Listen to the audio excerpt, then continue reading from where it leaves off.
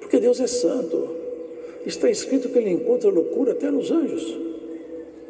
E dos seus ministros Ele faz labareda de fogo. Quem poderia se apresentar perante Deus e negociar com Ele a sua situação? Irmãos, era impossível. Mas, quando nós olhamos para Jesus Cristo, cremos nele, nós somos perdoados.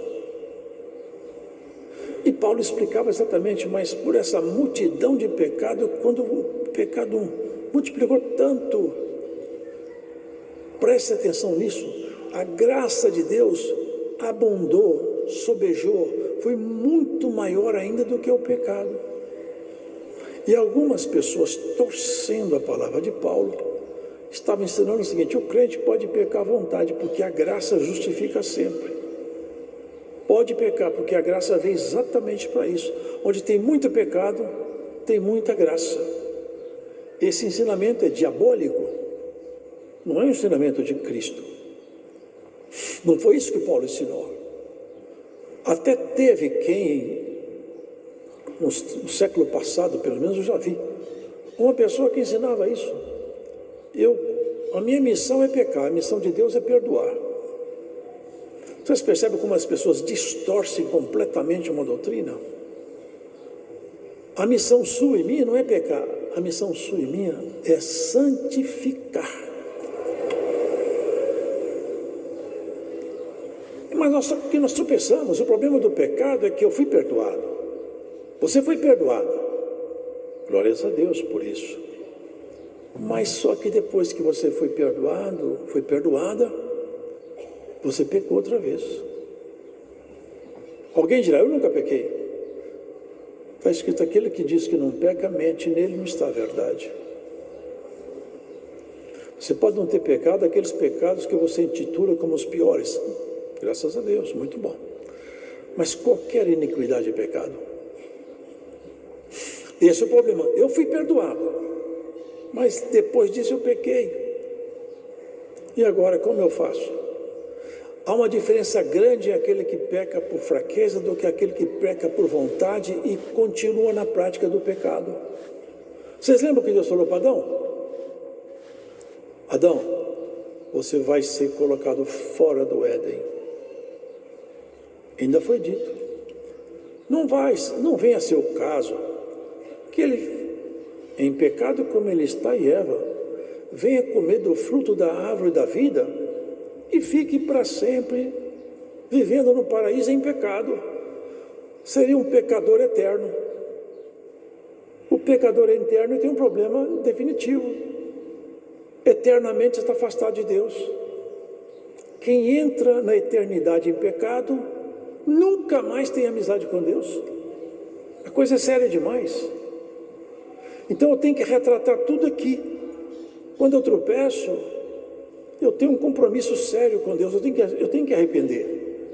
E eu não posso praticar o pecado como hábito. A minha fraqueza, quando me leva a pecar, eu tenho que, no instante que eu peco, eu tenho que voltar ao Senhor arrependida: Senhor, me perdoa. Eu não quero ser essa pessoa, eu estou falhando, mas eu não quero. Nós cantamos um hino aqui, foi grande tempestade. Aqueles barcos, irmãos, às vezes eram balançados com ondas tão fortes que eles eram jogados de um ponto para outro. Ondas gigantes. Mas quando o timoneiro que dirige o barco, ele perde a referência porque não tem mais sol, só tem nuvem, vento, tempestade. E como que ele faz para achar o norte do seu projeto, do seu destino, da sua rota? Ele olha a bússola, balança, a bússola aponta sempre para o mesmo lugar. Eu tenho que ir para cá, a bússola já me mostrou. Assim é o homem e a mulher de Deus, sacudido pela provação, pela tentação, pela prova. Quando ele volta: eu vou aos pés do Senhor Jesus. É com Ele que eu acerto a minha história. É com Ele. Sabe por quê? Quando você faz isso, quando Deus olha para você, não olha o pecado, não olha a transgressão, não olha seu erro. Sabe o que Ele vê em você? A justiça de Cristo estampada no seu rosto. Essa é a justificação. Por isso que nós temos condição de continuar a jornada até o fim. Mas não com essa doutrina estranha de que não importa o que eu faça, o meu pecado sempre vai ser justificado. Se eu morrer praticando o pecado e não tiver me arrependido deles, eu entro na eternidade em pecado e eu nunca mais verei a Deus. Nunca mais. É aqui agora. Não tem outra vida. Hebreus fala: ao homem foi dado morrer uma vez e depois disso virá o juízo. Se nós entrarmos na eternidade na prática do pecado, nunca veremos a Deus. Mas enquanto nós estamos levantando, o barco está agitando, eu olho para o meu norte, e o meu norte é Jesus. Senhor Jesus Cristo, tenha misericórdia de mim. A obra dele na cruz está valendo até hoje. Por isso, irmãos, que nós que conhecemos a Cristo, quando estamos em aflição, tentação, muitos falam: para que isso? Isso tem um poder tremendo. Ou seja, eu já experimentei o poder disso. Não sei se vocês já experimentaram. Quando a gente está debaixo de um poder estranho perto de nós, entramos em comunhão e falamos assim: Senhor Jesus, cubra-me com teu sangue. Senhor, me justifica na obra tua na cruz. Às vezes não dá para me justificar a mim mesmo, e não dá mesmo, mas na obra de Jesus nós somos justificados. Qual que é a missão nossa? Seguirmos avante, rumo à perfeição. A justificação nos foi dada de graça pela fé. Nós somos justificados. Agora, e é assim, entregue para nós. Agora, a santificação não. A santificação eu tenho que buscar. Já pensaram se uma pessoa pudesse entrar na eternidade em pecado? Em 1918, aconteceu no mundo uma tragédia, uma chamada gripe espanhola.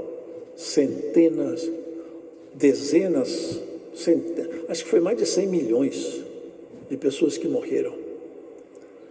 E as pessoas ficavam assustadas nas casas, porque as pessoas iam morrendo, eles não sabiam o que acontecia.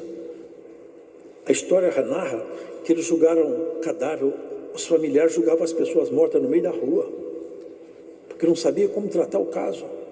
Uns fugiam da cidade com medo da peste e levavam a peste para outra cidade.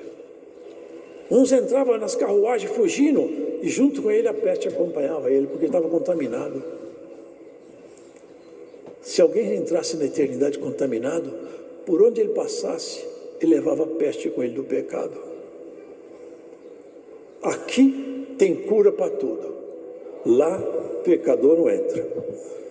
Olha o que está escrito aqui, O salário do pecado é a morte, mas o dom gratuito de Deus é a vida eterna por Jesus Cristo. Não é maravilhoso isso? Enquanto nós estamos aqui, irmãos, é tempo de nós ajustarmos, aperfeiçoarmos e santificarmos. Tem muitos que pensam ser santo é ser perfeito. Eu já vi alguém falar: ninguém no mundo pode ser santo. Mas como não? Todos deviam buscar a santidade. O que é ser santo? Ser santo não é ser perfeito. Mas a palavra fala: sede perfeitos como vosso Pai que está no céu é perfeito.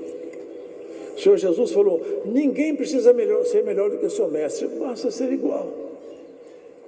Claro que nós nunca vamos ser igual a ele. Mas o que é a santificação? É nós buscarmos parecer com Jesus. Buscarmos parecer com ele nas nossas reações. Ele subiu no monte uma ocasião e ele fez uma prática. Bem-aventurados mansos. Percebe como que os atributos de Deus podem passar para nós? Se você buscar ser mansa, ser manso, você vai ser bem-aventurado. Bem-aventurado. Isso quer dizer que gente brava não tem bem-aventurança sobre ela. O Senhor Jesus falou: aprendei de mim que eu sou manso e eu sou humilde de coração. Bem-aventurados pobres de espíritos, aqueles que não se dão importância muito alta a si mesmo. Que tem pessoas, irmãos, que eles vê todo mundo para baixo, ele olha todo mundo por cima. Mas se terminar a carreira assim, ele vai ver todo mundo olhar ele por cima no juízo. Porque está escrito lá: o fogo não apaga e o bicho não morre. Aqui nós temos a palavra de Deus. Bem-aventurados misericordiosos. Você quer receber bem-aventurança? Usa de misericórdia.